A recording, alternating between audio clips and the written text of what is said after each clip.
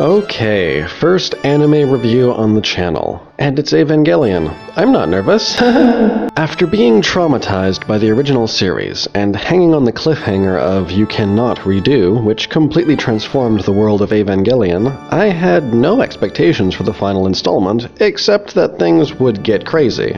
It's Evangelion. If I don't feel scarred for life at the end, somebody goofed.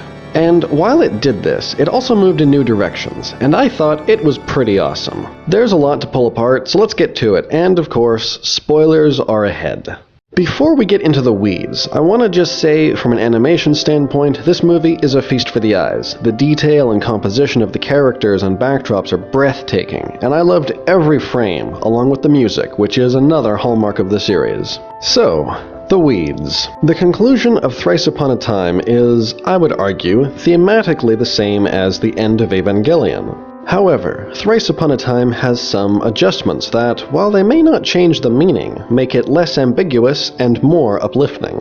The focus of Evangelion is typically a set of characters with mental issues, while the more balanced characters play support, and whenever someone is on the verge of healthy growth, the plot throws them a solid punch to the gut to force regression, sucking them down into their problems and sending them to the real battlefield of the show, their own inner minds plagued with weakness and vulnerability, creating the depressing atmosphere which is the trademark of the franchise. And here's where Thrice Upon a Time differs from even the prior Rebuild movies, in two big ways. One, the story put more focus on a number of the normal people living in a remarkably normal community, including returning characters Toji, Hikari, and Kensuke, whom you probably think of as Shinji's tough friend, Shinji's nerdy friend, and the class rep.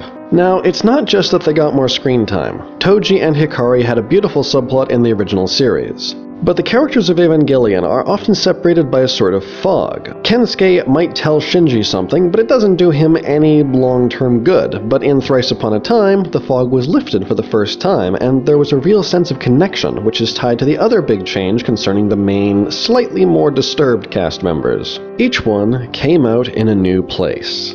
Misato finally grew into her role as a mother, highlighted by the difference in her last scene with Shinji from anything in the original, where there was always an unresolved, unhealthy tension between them, as Misato could never resolve which way she saw him. Here, the awkwardness is finally gone, and an embrace is harmless. Even though there could have been a more detailed arc for her, since, as it is, the time jump between Rebuild 2 and 3 is where most of her development occurred, it works because of the scene with Ritsuko in the elevator, where we see how much better Misato understands herself now, partly thanks to having her own son, and so can better understand others. As for Rei, she discovered, like Shinji, that she didn't have to be defined by those around her, or by pleasing others by piloting the Eva. She found this by spending time with the women of the village in a slice-of-life section with serious Ghibli vibes, which was one of the most wholesome things I've seen in Evangelion. And it leads to her getting Shinji to talk for the first time since Kaoru's death, but more on that later.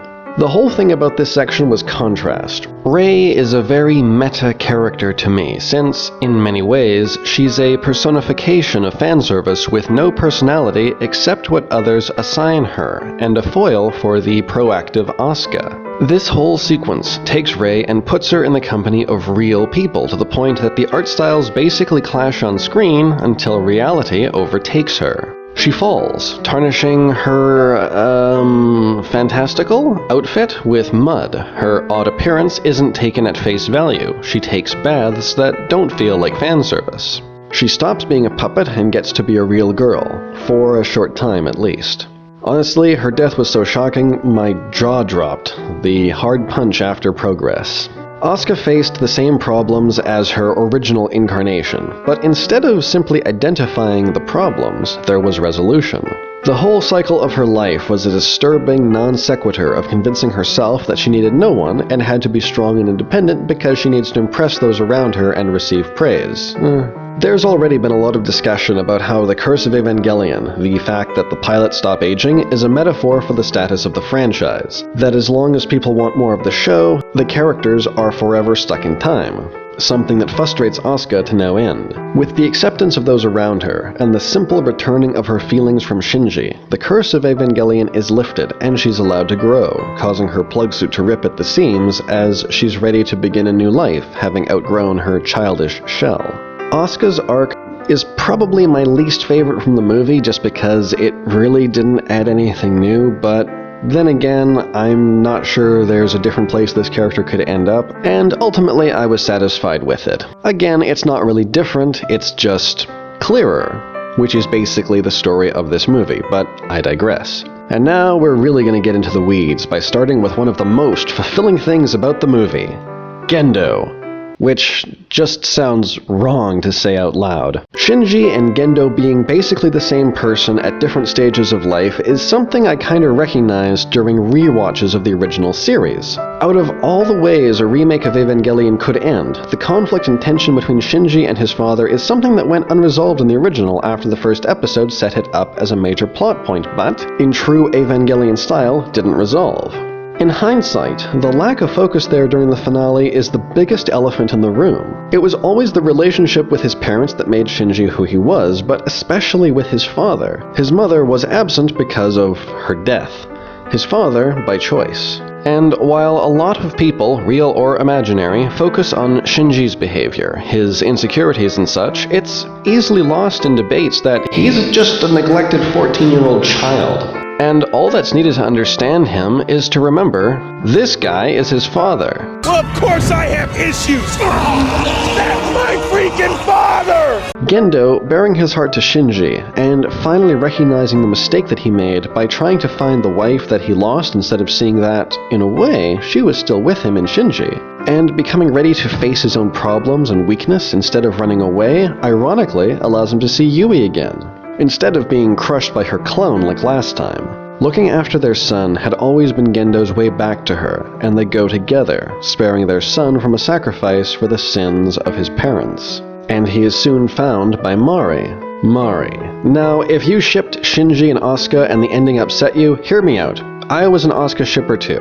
Mari's been an enigma for me since the rebuilds started, as she apparently lacked the typical baggage of the other pilots. She wasn't in the original series, meaning she has no expectations to meet from fans, and despite a perhaps unhealthy love of combat, always brings positivity to any scene she appears in. Maybe, on some level, she represents the fun the fans have watching the show, reveling in the action as much as any of us on this side of the screen, and being happy to see virtually every character, despite how messed up they might be.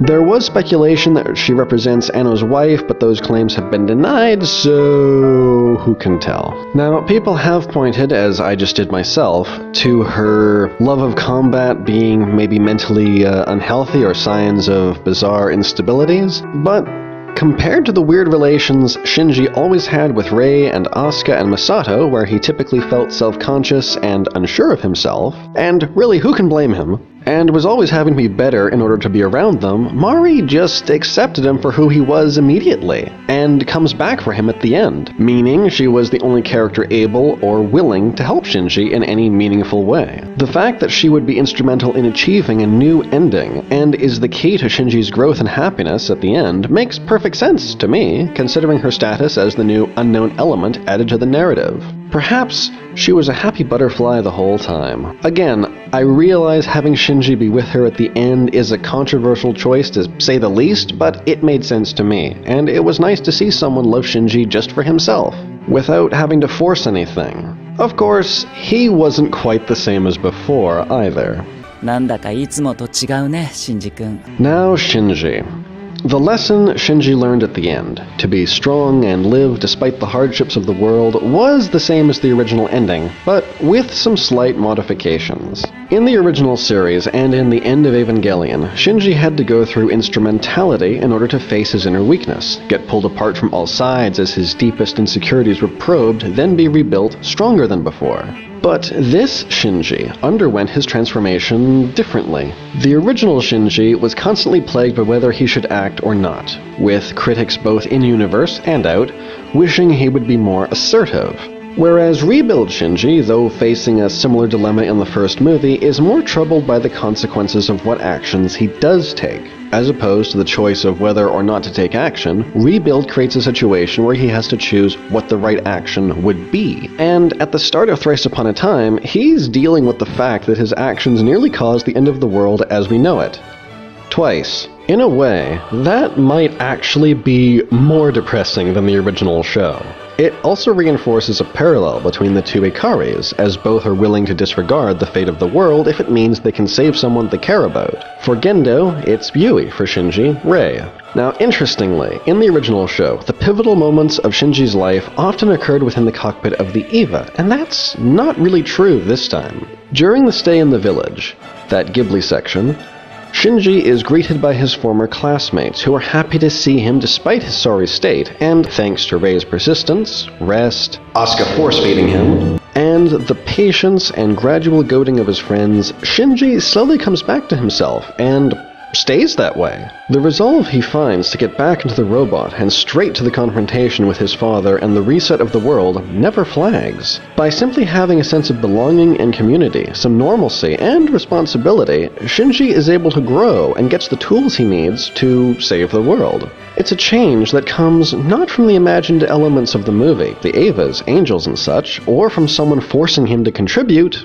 like in the end of Evangelion, but from the simple things that we can find in our own daily lives. If the metaphor of the original series was the Eva giving Shinji the wings he needed to be free, then the rebuild is about Shinji finding resolve that makes the Evas unnecessary, allowing him to say goodbye to all of Evangelion and allow the whole cast to do so, and the audience as well. I think this is why, when Shinji says goodbye to each of them, they leave what seems to be a warehouse holding props and equipment used to make the series. This is the place where they filmed each episode, each movie, and now the story is done. A simple fact of much fantasy and science fiction is that fantastic elements are often a closed loop.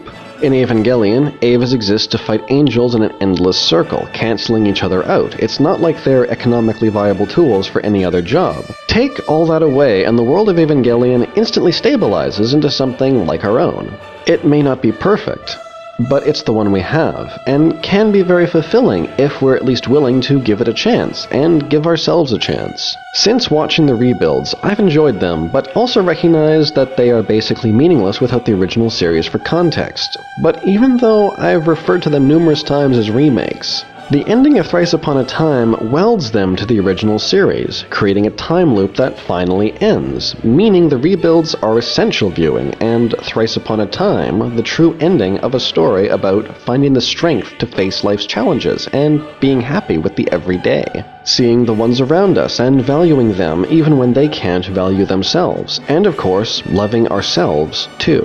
Essentially the same message as the original series, imparted with greater clarity, and with the benefit of hindsight, since experience is the best teacher.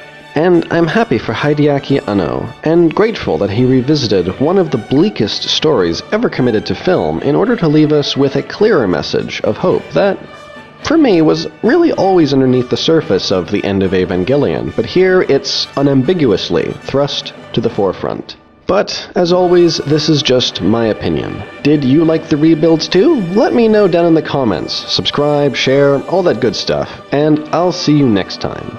Thanks for watching.